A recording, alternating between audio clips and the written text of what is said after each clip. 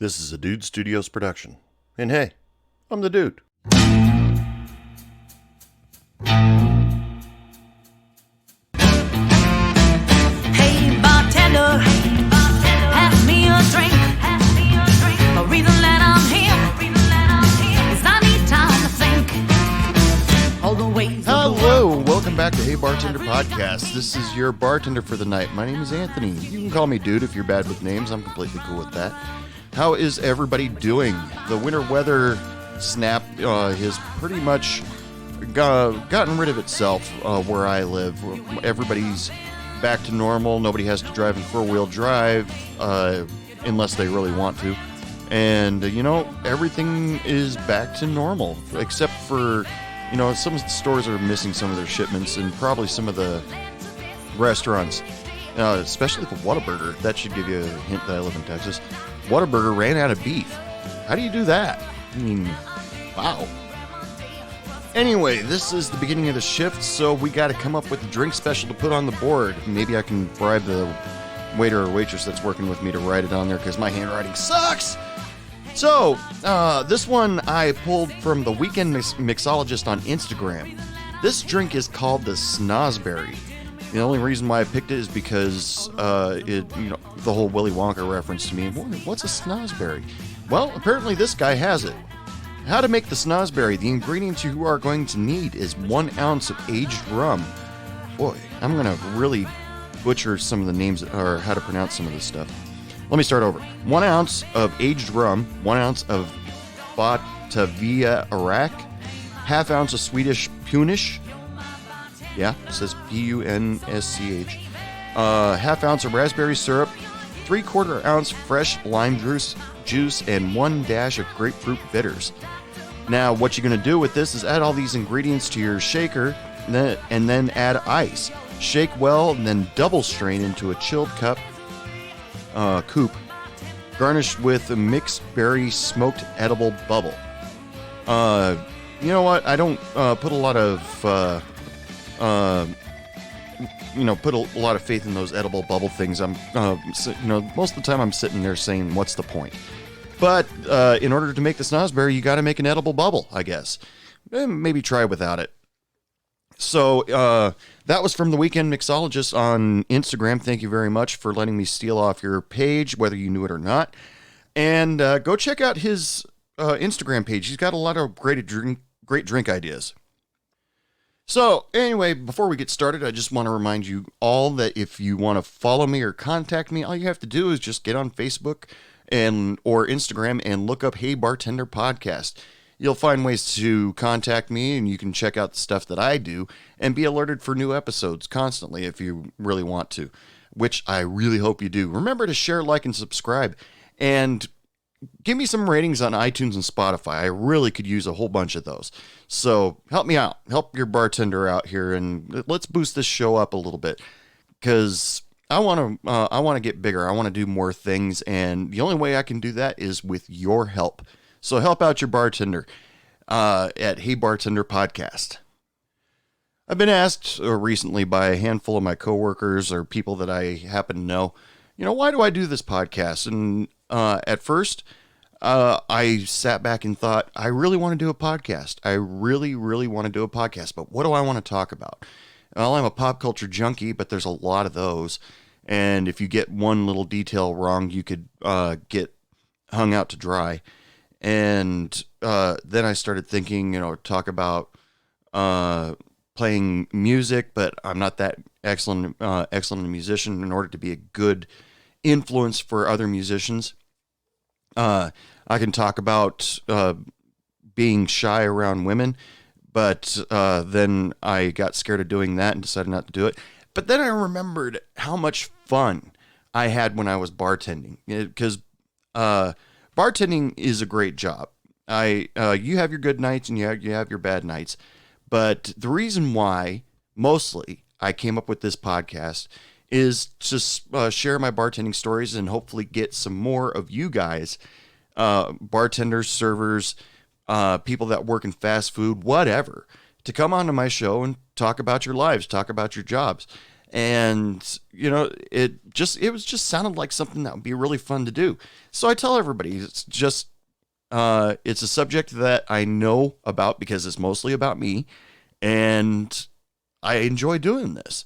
And, being an introvert, I surprise myself from time to time because I'm doing a podcast where I'm actually talking to people, but then I justify the introvertedness just because I'm not talking to anybody. I'm talking to a microphone, and keep my fingers crossed every week that you guys listen to this stuff.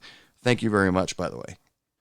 But then I started thinking, why did I bartend for all that time? 6 years behind the bar, 6 or 7 years. And you know what? I fucking enjoyed it. And because I got to work with my friends or people that eventually became friends. And I got to meet different people all the time because I'd always, I think it was ever since like 7th or 8th grade was where all of a sudden the social anxiety started coming in, where I was afraid to speak in large groups of room because I'd be so afraid of saying something stupid in front of somebody, especially the pretty girl sitting 3 seats and one row over. But I was all of a sudden I was being incredibly careful with things that I was saying in my life, and then it became where my wheelhouse was. Just stand there, be quiet, and if I managed to get a one-on-one with somebody, it was fine. The conversation would always go great.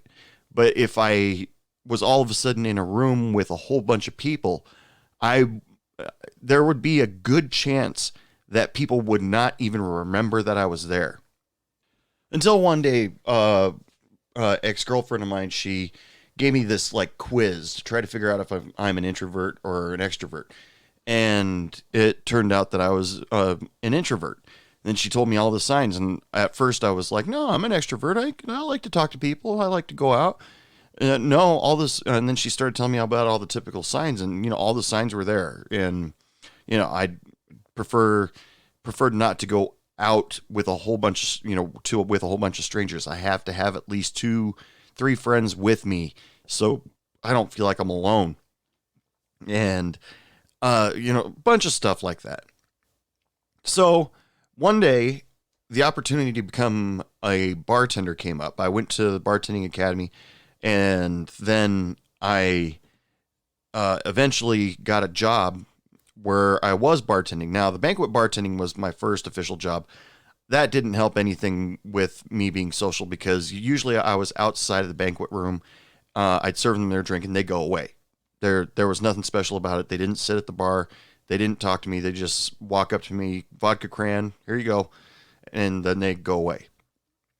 But when I got my first job behind an actual bar, that's when the whole thing about my social anxiety started to I had to really work on it. But after spending some time getting to know these people and making a few friends, or looking forward to some people showing up, and it became more natural, and I was more likely to talk to these people since I took the time to get to know most of them, at least. But that's when all of a sudden I realized I like this job. This job's kind of fun. Now, for a person that has a little bit of social anxiety, yeah, talking to people about certain subjects can send me into some kind of anxiety fit. It's like, I don't know shit about the Denver Broncos. I don't know shit about what happened in WWE the other day. Hey, does anybody want to talk about the Beatles? No? Shit. And, but, it eventually came around to a point where I could kind of fake my way through a conversation, or just sit there and say, you know what? I really don't know anything about that. Tell me, because I've got the time right now because nobody's coming up for a drink. It's a slow night. And I started realizing I enjoy this job. And then so when these people come up to me and when I was a bartender and say, why do you do this? Why don't you get a real job with real benefits and this, that, and the other thing? Okay, my self-esteem was a little bit on the low side.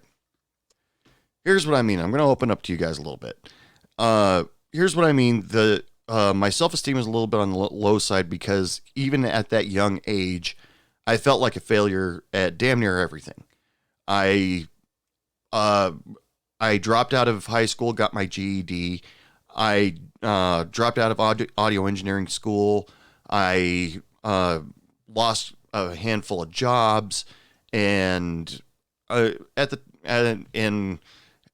a breakup during that 6 years with a couple girlfriends. There were times where my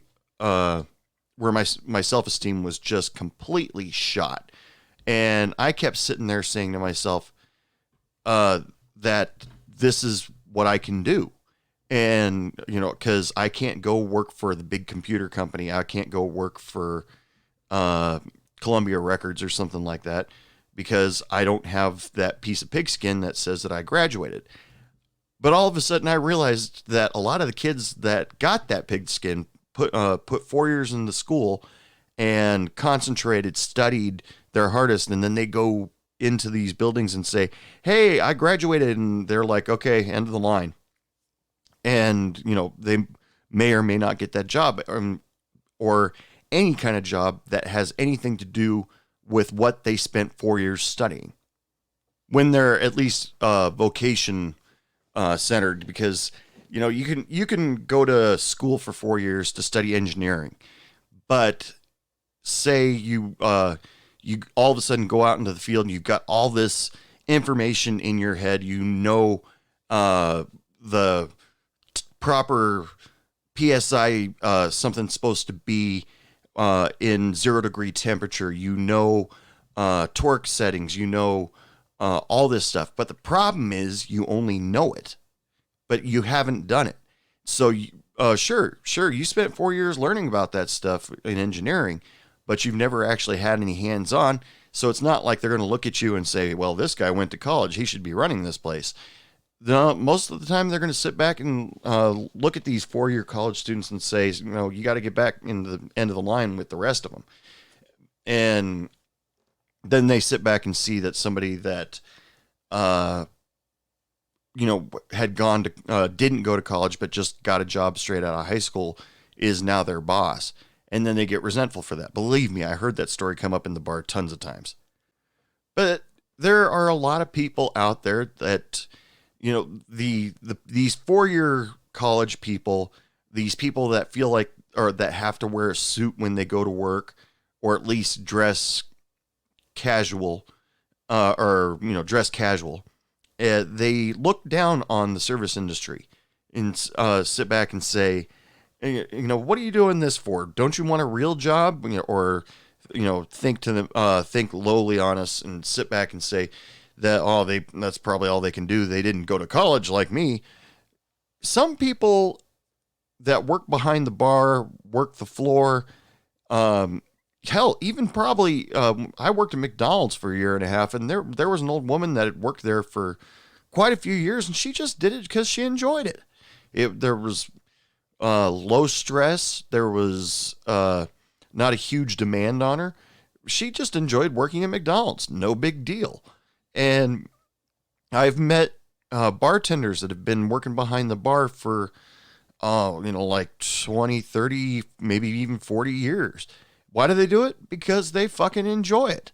And it's a great source of money, and you can make people laugh. You can talk to people. Because it did feel like when I was bartending that that was my social outlet right there, because I could find somebody with a personality that's somewhat similar to mine, and then we can sit and talk.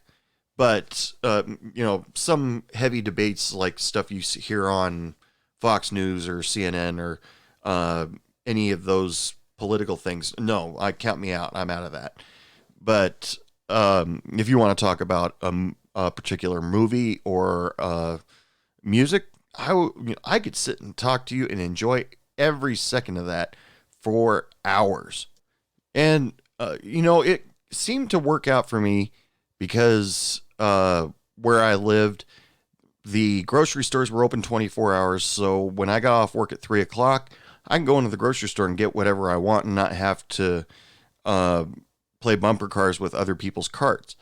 I could, you couldn't go into any real retail stores, but then if I woke up at a decent time, I could hit the retail stores before anybody else gets off work at 5 o'clock and do whatever it is I need or want to do. And my friends usually were the people that also worked at night, just like I did. And so we were always cool to hang out. I mean, I've told you guys a dozen times how awesome it is to go to the late night diner and just sit and BS with other bartenders and servers. I mean, we all share stories. We all talk about our families, and it's, more relaxing. I mean, some of the people that work those 9 to 5 jobs, that they might go home right away. They might stop at the bar and have a beer with their friends, but they're set on a time scale, and because most of them have families, they've got responsibilities to deal with. But for some reason, between the hours of 3 a.m. and 6 a.m., there were no responsibilities for any of us. Some of my friends that had kids, their kids didn't need to wake up or go to school until about 6 or 7. So that was their quiet time. That was their ability to hang out with friends. If we needed to have a drink after shift, we just pick out somebody's place to go chill out at for an hour or two. And it was never, to the point where they became a burden and passed out on the couch. At least not with my friends. Some of you guys might disagree. But you know what? I had just recently had a flash on something that happened when I was in high school. I like I said, I was a little bit quiet in high school, but I was still trying to get to know people around me, especially freshman year. And after getting to know some of the people around me, and them getting comfortable with me, especially it was mostly centered around the girls. Now, it wasn't me trying to get in their pants or anything like that, because I'm too shy to try to make advances like that. But when I was sitting around, I'd be sitting talking to these various girls, and then all of a sudden they would open up to me. They'd sit there and tell me that they're talk to me about that their parents are having trouble. They'd tell me that tell me about whatever problem that they had on a date, or things that were unfair in their lives that they really wish that they could improve somehow. And all of a sudden, I jokingly said to myself, "Man, I'd be a good bartender because, I listen to these people's problems. They feel comfortable telling me about what's going on in their life just to get it off their chest." But I also accidentally said that in front of my family, and they were like, "Oh my God, is that what you want to do with your life?" Well, it wasn't at the time. I wanted to be the drummer for the next big rock and roll thing, but that never happened. But eventually I did end up becoming a bartender just because I needed work, and bartending was available, and I got some of the skills of the trade, but eventually bartending was where I ended up, and I started using those skills. Just the key to getting people to feel comfortable around you most of the time, not all the time, was to shut the fuck up. They just need somebody to throw their issues on and get it bounced, not necessarily get feedback, but they just needed to get off their chest. I mean, there was one server, I think about this story all the time because I laugh about it constantly. She was standing there talking to me. She was saying that she was having trouble with her husband and all this, that, and the other thing. And she, about a half a second into the story, she goes, don't talk to anybody about this. And I said, "Hey, don't worry about it." Then halfway through the story, she says, "Please don't tell anybody about this." And I say, "Hey, you can trust me." And then when she finally got it all off her chest, she's like, "Oh, can you do me a favor and not tell anybody about this?" And I said, "Hey, you can trust me." And then 2 days later, I find out everybody knows about it. So I kind of sat back and figured, well, she just needed to bounce it off somebody first. And then, depending on my reaction, was when she was going to go public with it. And, maybe she just had to say it out loud just in order to convince herself that she needed to work on that particular part of her life. Just, she knew there was something wrong, and she just needed to say it out loud. And I was more than willing to listen to it. And it was the same thing when I was back in high school. The girls would come over to me and sit and talk and go, "Hey, what's going on?" Didn't wipe the desk of the desk I was sitting at mindlessly while I wait for them to say something. I just go, "Hey, how's it going?" And then they go, "Oh, this, that," and I said, "Well, hey, you need to talk about it." And sometimes they would, sometimes they wouldn't, but I was more than comfortable at the time. Times changed after a little while, and I'll talk about that in another podcast. But the good point of it is that being a bartender, or being a server, you're bringing a little bit of happiness to somebody's life, just because people are able to get stuff off their chests. And, just finally be able to say something to somebody. And the bartender has always been well known as the person that you can tell your troubles to. Maybe not so much in corporate places, because they're constantly busy and slinging drinks for themselves and the tables. But when you go into the small mom and pop stores that are not exactly serving a ton of food or whatever, because they're just there to sell drinks. They they have a little bit more time to stand and talk to you for a few minutes. Isn't that right, other bartenders out there? Well, that's all I got to say about that for now. This is the Wednesday Quick Shot episode anyway. It is one of the shorter episodes of the week. And, just remember, if you actually enjoy doing your job, then fucking do it. And who the fuck cares if, they say, you're just a server or a bartender or a cook? Who the fuck cares? You enjoy your job. Go ahead and fucking do it. If you're using bartending and serving to reach a different goal in your life, go for it. Don't... Bartending and serving is a standard job that everybody needs. And, I haven't seen a fully automated bar yet, or restaurant yet, that actually works. I mean, sure, you got those places like the sushi bars with the track that goes around and around, but, you still need the human element in there. So, if for all you people that are, trying your best to reach a super goal, something that you've always wanted to do, if it didn't work out, you can go back to bartending and serving and regroup yourself and then try again. Trying again, that's the best thing that you can do. Don't ever give up on your dream, but until then, if you enjoy bartending or serving, just do it. I mean, because, honestly, I never, ever, ever have been able to picture myself sitting behind a desk typing for 8 hours a day or 5 days a week. Sounds so damn boring in a cubicle. And for a guy that like me that has issues with being social, I'd probably end up turning it into a fort.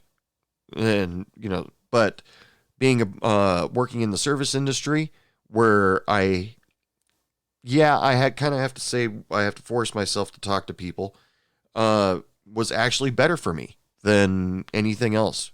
So I'm happy with where my life took me. So I hope you guys are too. Anyway, people, it is last call for alcohol. I want to thank you all for listening. Come back on Saturday. I got a big show coming up on that day. Who will be my musical guest? I got a piece of paper here with a musical guest. I did that. Little Leslie and the Bloodshots. So come back Saturday for that, or the following episode if you're not listening to these as they air.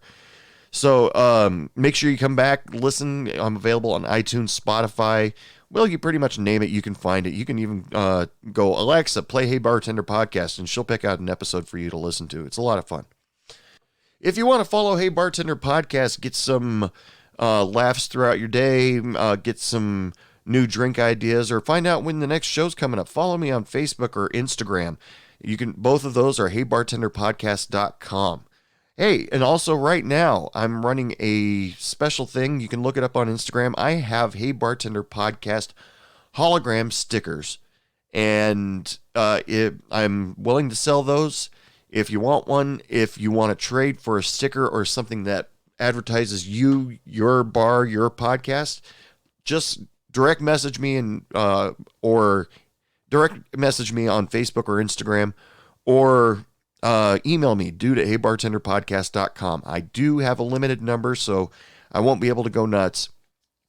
But make sure and let me know if you would like your own 3x3 holographic Hey Bartender Podcast sticker.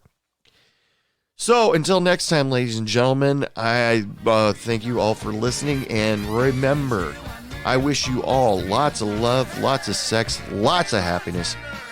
And don't take any shit from anyone. Good night.